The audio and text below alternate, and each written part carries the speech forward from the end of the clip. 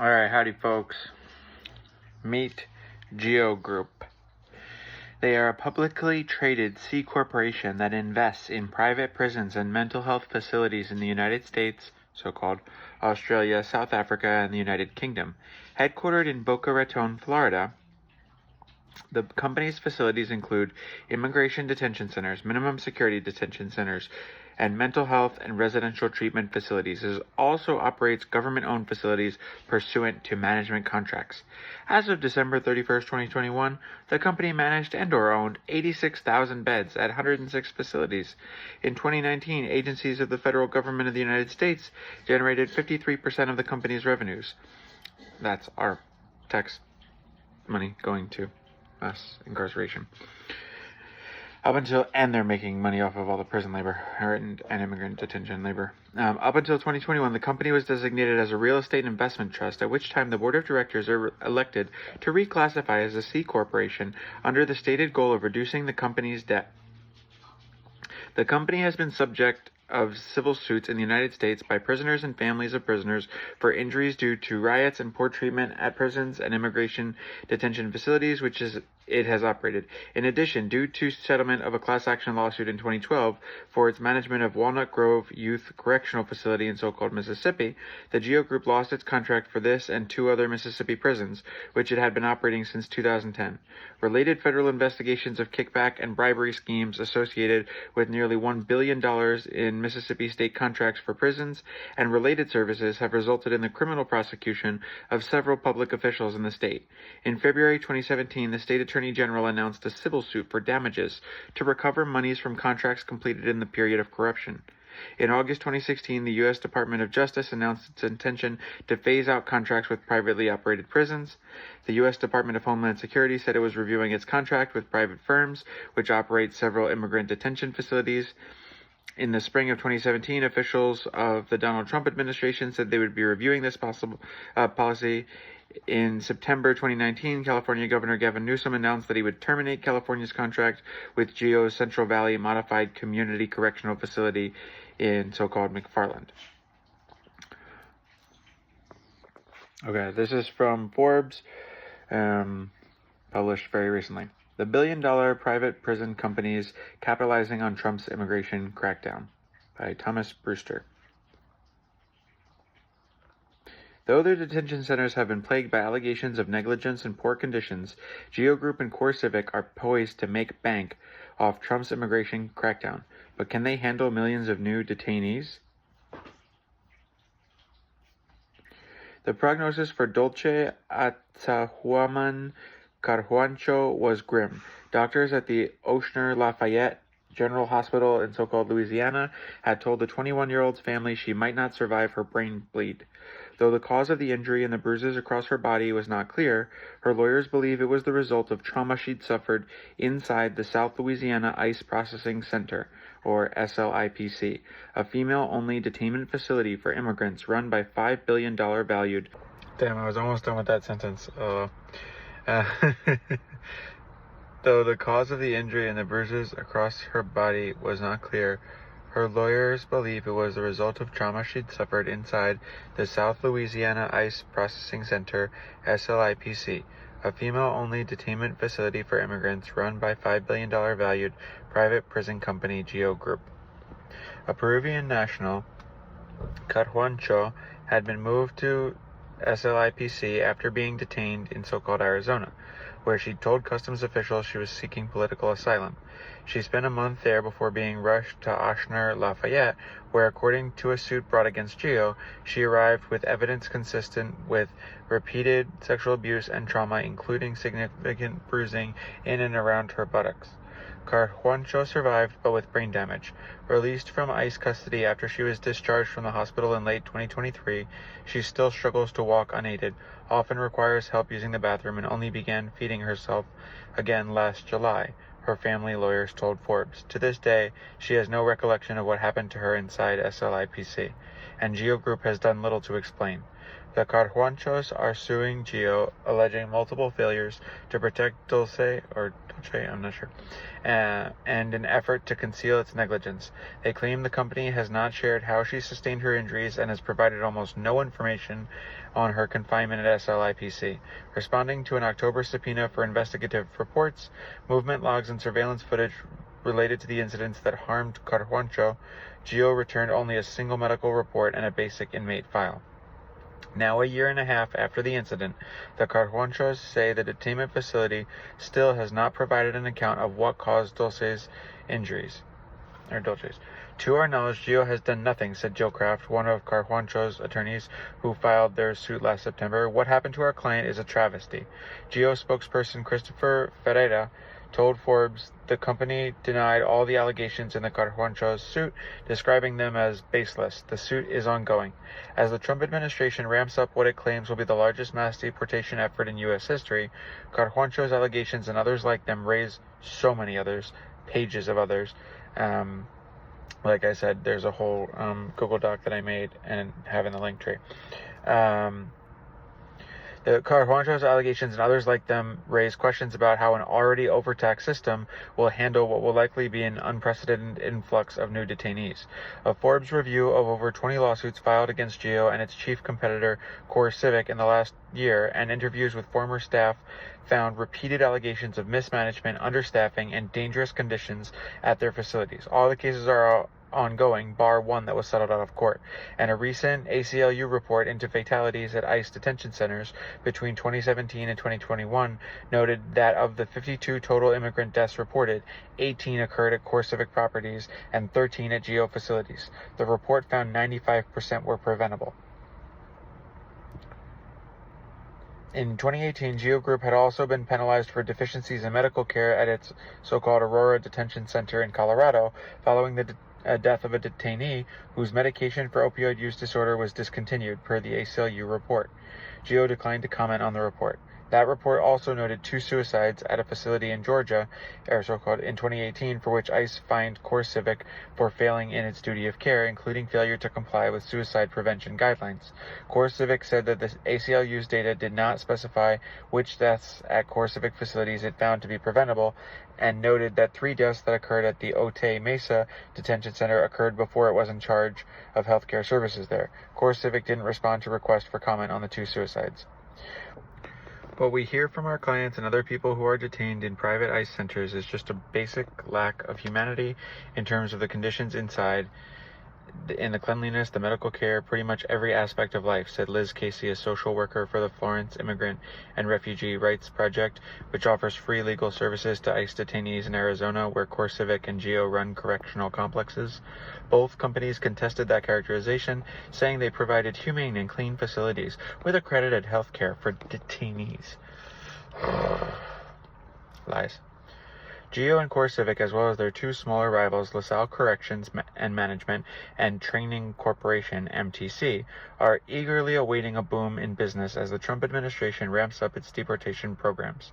After Trump's win, GEO CEO George Zoley enthused in a November earnings call that the president-elect's immigration stance presented an, and I quote, unprecedented opportunity, and said the business was looking at a potential doubling of all of our services.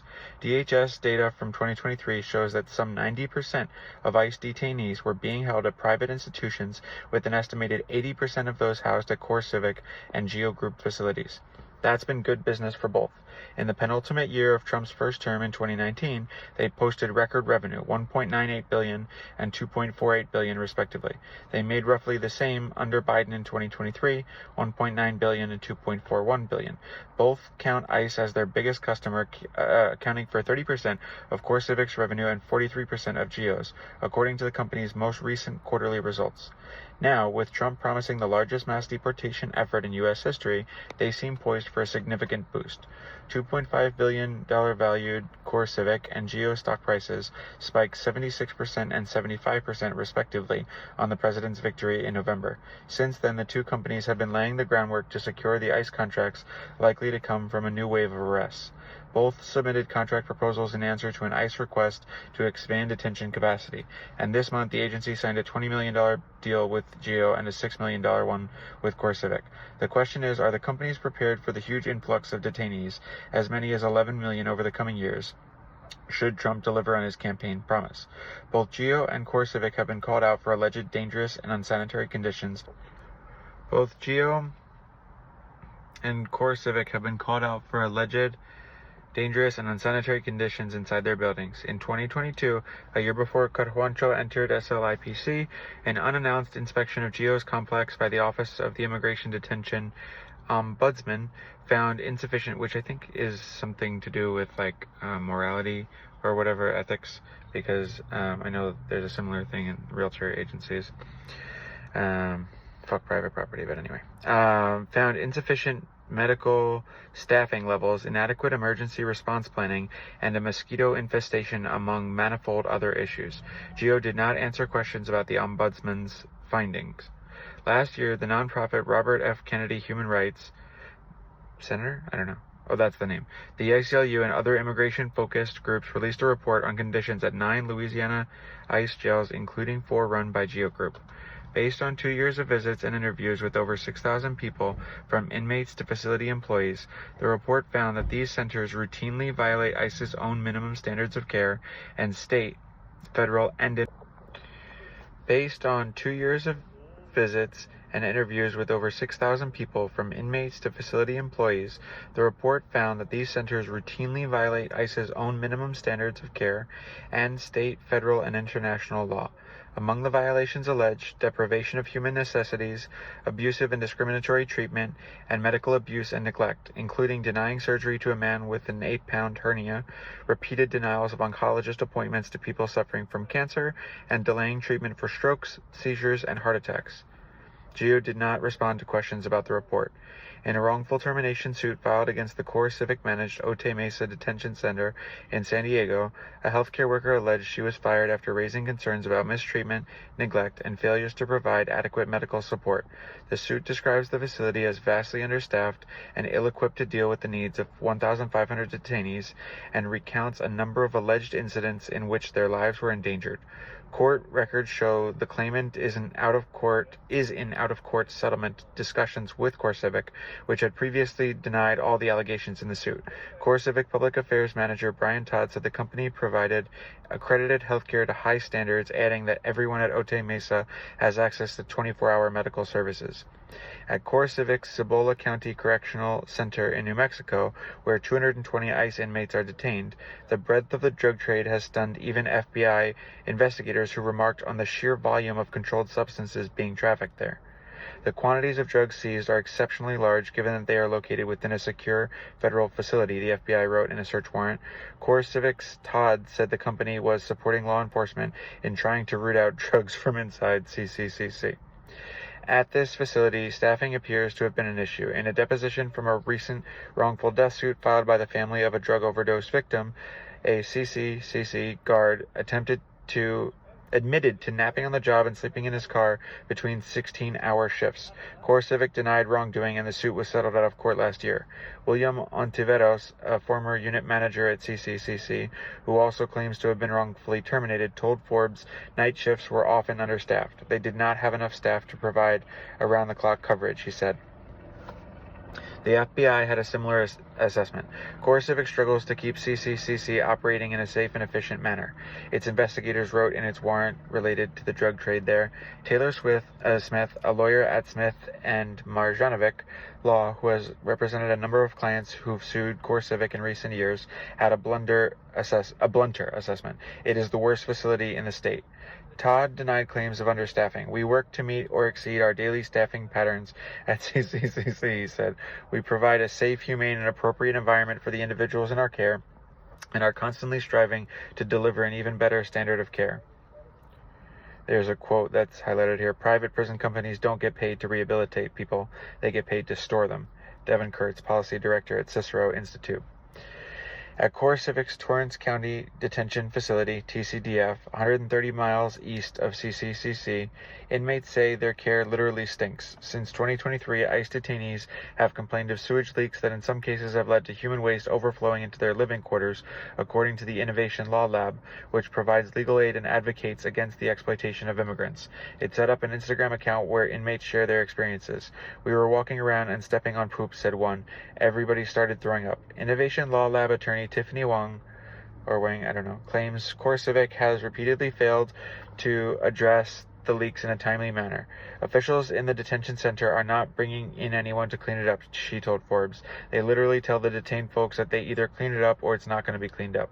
Core Civic disputed claims of unsafe conditions, denying detainees were exposed to sewage, and said they were allowed to leave the affected area. In a statement, the company blamed inmates for the leaks, saying they had flushed foreign objects and/or an excessive amount of toilet paper in the toilets. In December 2023, Senator Martin Heinrich wrote to the DHS to complain about conditions at TCDF, saying his own staff had visited earlier that year and identified maintenance shortcomings that jeopardized the safety, well-being, and dignity of individuals in custody. Then last year, Elizabeth Warren, Bernie Sanders, and a number of other U.S. senators called for ICE to cease contracting Core Civic at TCDF. Core Civic said that no oversight bodies had found any substandard or dangerous conditions at TCDF. Private prison companies don't get paid to rehabilitate people, they get paid to store them. So they store them cheaply and efficiently, said Devin Kurtz, a policy director covering criminal justice at Cicero Institute, a nonprofit set up by Palantir co-founder, venture capitalist, and Trump supporter Joe Lansdale. I wouldn't say that they're any worse at rehabilitation than the government prisons, but they certainly haven't been better. Cicero Institute is backing a new nonprofit model for prisons through social purpose corrections, a new nonprofit founded by Brian Cohn, a former warden at CCCC and multiple other core civic facilities across 7 states, who is convinced its model is fundamentally flawed because for-profit companies' cost-cutting often leads to understaffing and underinvestment in safety. Instead, social purpose corrections is pushing for contracts with baked-in incentives that would reward prisons and detention centers for improving conditions, ensuring adequate health care, and cutting recidivism rates. The important distinction with us is we're not motivated about feeding Wall Street and meeting all these projections for revenue. We're just motivated by helping people. That's fucking reform bullshit, Cohn told Forbes. We want to provide a humane solution for President Trump and his initiative on detaining illegal criminal aliens. Oh my god, that's his quote, fucking Cohn. If the model does get traction, it'll be too late to help the likes of Carjuancho, who continues to struggle with her injuries. In the meantime, she is in immigration limbo. Her attorney said she's been told ICE has no interest in pursuing her deportation, even though she's not yet been granted asylum. But that was before Trump was sworn into office. Okay, so that was the Forbes thing. Obviously, it ended in a weird fucking place about some bullshit reform created by the fucking people who are responsible for this shit. But yeah, otherwise very well researched and articulated.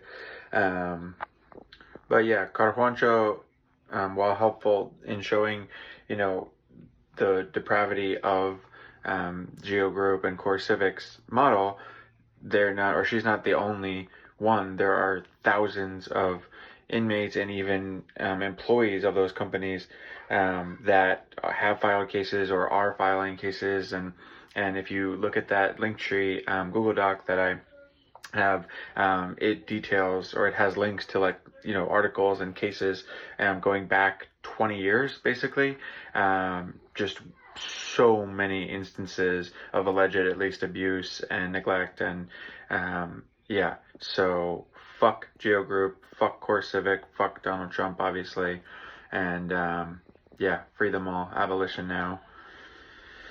Love and solidarity, y'all.